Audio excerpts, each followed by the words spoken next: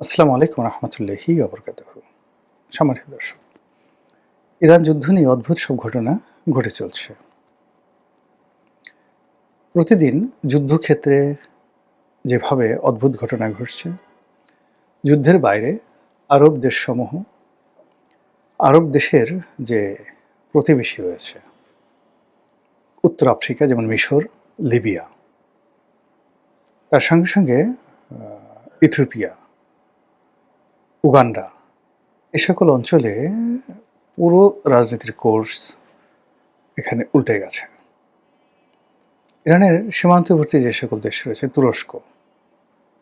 তুরস্কর পর এদিকে রাশিয়া, তারপরে আফগানিস্তান, এই পুরো যে ইরানের যে চারিদিকে যে প্রতিবেশী, তার সঙ্গে সঙ্গে আরব দেশে যে সকল হরমুজ প্রণালীর চারিদিকে যে দেশগুলো রয়েছে, কাতার, বাহরাইন, সৌদি আরবিয়া, সৌদি আরবে সরাসরি নেই, পরে আর কি, তো দুবাই, মানে এখানে রীতিমতো পুরো রাজনীতির যে খেলা জমে উঠেছে, এই খেলা দ্বিতীয় বিশ্বযুদ্ধের আগেও এতটা নির্মম নিষ্ঠুর হয়নি।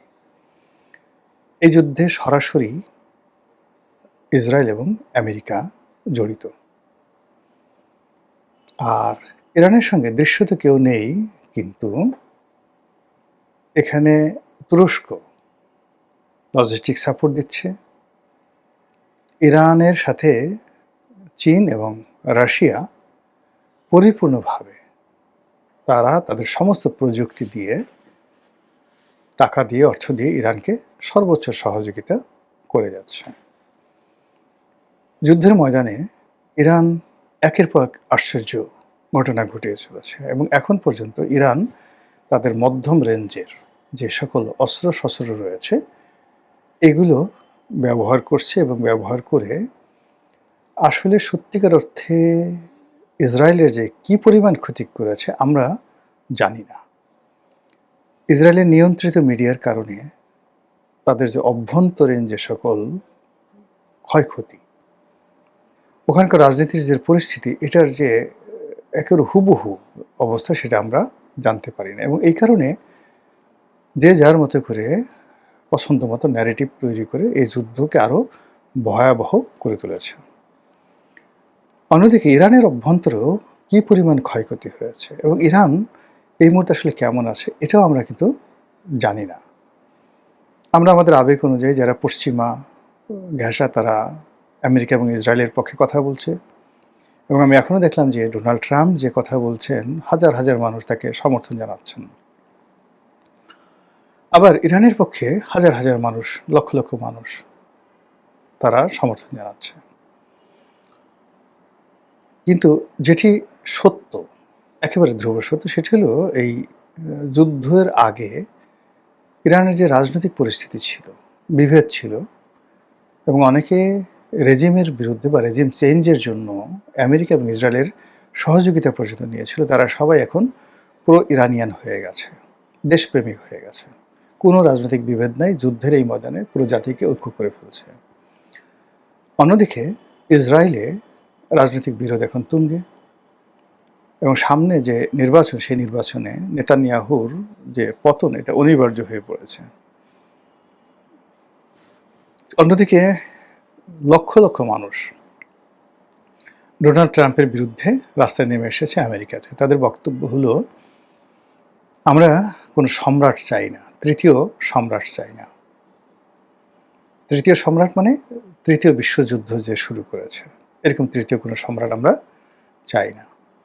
আমেরিকা উত্তাল এবং আমেরিকার সেই উত্তালের কারণে ডোনাল্ড ট্রাম্প এবং তার যারা সহযোগী, তাদের মধ্যে অন্তর্দ্বন্দ্ব শুরু হয়েছে।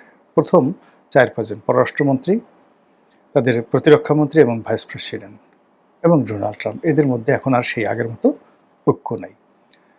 ডোনাল্ড ট্রাম্পের বেশ গুরুত্বপূর্ণ বেশ কয়েকজন কর্মকর্তা এই যুদ্ধের যে বিভীষিকা, সেই বিভীষিকাটাকে মেনে না নিয়ে এই যুদ্ধকে অন্যায্য বলে পদত্যাগ করেছেন। তাদের দীর্ঘদিনের পরীক্ষিত বন্ধু ইংল্যান্ড, অস্ট্রেলিয়া, কানাডা সরাসরি জানিয়ে দিয়েছেন তারা এই যুদ্ধে অংশগ্রহণ করবে না। আর অন্যদিকে ইরানের যে কর্তৃত্ব ভূমির উপর, তারপর সমুদ্রের উপরে, তাদের যে হরমুজ স্ট্রাইট, যেটাকে হরমুজ প্রণালী বলা হয়, সেখানে ক্রমশ বেড়েই চলেছে। তারা যেভাবে নির্বিবাদে একই সঙ্গে আক্রমণ চালিয়ে মধ্যপ্রাচ্যে আমেরিকার 17টা ঘাঁটি সম্পূর্ণ মাটির সঙ্গে মিশিয়ে দিয়েছে, সে সকল ঘাঁটিতে একজন আমেরিকান সৈন্য নেই। এবং ওখানে যে সকল আমেরিকান সৈন্য ছিল তারা বিভিন্ন হোটেলে পালিয়ে গেছে, অনেকে সেই দেশ ছেড়ে চলে গেছে। এবং যে সকল জেনারেলরা, আমেরিকার বড় বড় জেনারেলরা বিভিন্ন হোটেলে ছিল, সেই সকল হোটেলে পর্যন্ত ইরানিয়ান যে মিসাইল, সেই মিসাইলের আক্রমণ চলেছে, হোটেল ভ্যানিশ করে দেওয়া হয়েছে। আনবিলিভেবল। এরই মধ্যে বেশ কয়েক দফা ভূমিকম্প হয়ে গেছে ইরানে। সবাই বলার চেষ্টা করছে ইরান পরমাণু বোমার মালিক হয়ে গেছে, পরমাণু বোমা আবিষ্কার করে ফেলেছে। আর আরেকটি কারণ হলো যে হঠাৎ করে এখানে পাকিস্তানের সঙ্গে আমেরিকার সম্পর্ক একটা দাকুমড়ার মতো পর্যায়ে চলে গেছে। ধারণা করা হয় যে সবাই, মানে আমেরিকান যারা কর্তৃপক্ষ, তারা পাকিস্তানকে বিশ্বাস করছে না। তারা বলছে যে আমরা পাকিস্তান আক্রমণ করে পাকিস্তান থেকে ওদের যে পরমাণু যে বোমা আছে, প্লাস ওদের যে পরমাণু বোমা তৈরি করা যে ইউরেনিয়াম আছে, টোটাল জিনিসটা তারা নিয়ে নেবে। পাকিস্তানে বলছে এই ধরনের কোনো কর্ম হলে তারা দিল্লি গুড়িয়ে দেবে, শেষ করে দেবে। এটা কারণটা কি? কারণটা হলো, সবাই জানে যে পাকিস্তানের যে আব্দুল কাদির, যে এই পরমাণু গবেষণার যিনি প্রধান ছিলেন, তিনি গোপনে এই প্রযুক্তি উত্তর কোরিয়াকে তিনি বিক্রি করে দিয়েছিলেন। ফলে এই পাকিস্তান এই সময়টাতে হয়তো তাদের সেই প্রযুক্তি ইরানকে দিয়ে দিয়েছে, অথবা পাকিস্তান এই প্রযুক্তির সাথে যারা জড়িত ছিল তাদের একটা বিরাট অংশ স্বপক্ষ ত্যাগ করে তারা ইরানে চলে গেছে। এই জন্য পাকিস্তানের হাতে পরমাণু এই বোমা এবং ইউরেনিয়াম নিরাপদ না, এই জন্য আমেরিকা তাদের কাছে নিয়ে যেতে যাচ্ছে। এবং এই সন্দেহ থেকে সবাই বলা বলি করছে যে ইরান পারমাণবিক বোমা তৈরি করে ফেলেছে এবং ইতিমধ্যে তারা সেটা পরীক্ষা করে ফেলেছে। ঘটনা যদি তাই হয়, তাহলে মানে ইসরায়েলের বাহাদুরি শেষ, আমেরিকার বাহাদুরি শেষ, এবং ইরানের কর্তৃত্ব বাড়তেই থাকবে। এই গেল এক। আর এই সন্দেহটা আরো প্রবল থেকে প্রবলতর হচ্ছে অন্য একটি কারণে। সেই কারণটি হলো, লক্ষ লক্ষ ইরানি তারা রাস্তায় নেমে আসছে। তারা বলছে যে আমাদের পরমাণু শক্তিধর হতে হবে, যে কোনো মূল্যে পারমাণবিক বোমা বানাতে হবে, যে কোনো মূল্যে, এই দাবি। ফলে যে আন্তর্জাতিক পরমাণু শক্তি কমিশন রয়েছে, তো তাদের সঙ্গে ইরানের যে চুক্তি আছে, সেই চুক্তি থেকে ইরান যেন বের হয়ে আসে, এই জন্য তাদের জনগণ ইরানকে চাপ দিচ্ছে। ইট মিনস ইরান পারমাণবিক বোমা আলটিমেটলি তৈরি করে ফেলেছে। এই কারণে কি হলো, ডোনাল্ড ট্রাম্প এবং তার যারা লোকজন আছে, উপরে উপরে যতই তারা কথা বলুক না কেন, কিন্তু তলে তলে তারা মিশরকে হাতে পায়ে ধরছে, তুরস্কের হাতে পায়ে ধরছে, তারা পাকিস্তানের হাতে পায়ে ধরছে, যেন তারা ইরানের সঙ্গে তাদের একটা বন্ধুত্ব পেয়ার করিয়ে দেয়, একটা সমঝোতা করিয়ে দেয়। অন্যদিকে যুদ্ধ যাদের কারণে অনিবার্য হয়ে পড়েছে, ইসরায়েলের নেতানিয়াহু, ইসরায়েলের গোয়েন্দা সংস্থা মোসাদ, সৌদি আরবের ক্রাউন প্রিন্স মোহাম্মদ বিন সালমান এবং সংযুক্ত আরব আমিরাতের রাজপরিবার, তাদের সঙ্গে ডোনাল্ড ট্রাম্পের সম্পর্ক তলানিতে। আজকেই দেখলাম সৌদি আরবের বাদশাকে কটাক্ষ করে খুবই অপমানজনক মন্তব্য করেছেন ডোনাল্ড ট্রাম্প। অথচ তার সঙ্গে কিন্তু তার দীর্ঘদিনের ডোনাল্ড ট্রাম্পের যে বিপদ, সেই বিপদের সময় কিন্তু এই সৌদি রাজপরিবার তার পাশে ছিল।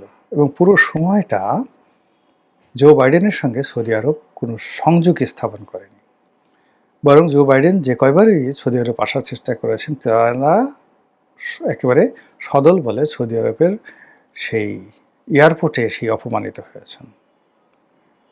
তো যেই ডোনাল্ড ট্রাম্পের জন্য বাদশা সালমান এবং তার পুত্র মোহাম্মদ বিন সালমান 5টা বছর আমেরিকার সাথে সম্পর্ক খারাপ করেছে, এবং ডোনাল্ড ট্রাম্পের মানে জিতিয়ে আনার জন্য অকাতরে অর্থ বিনিয়োগ করেছে।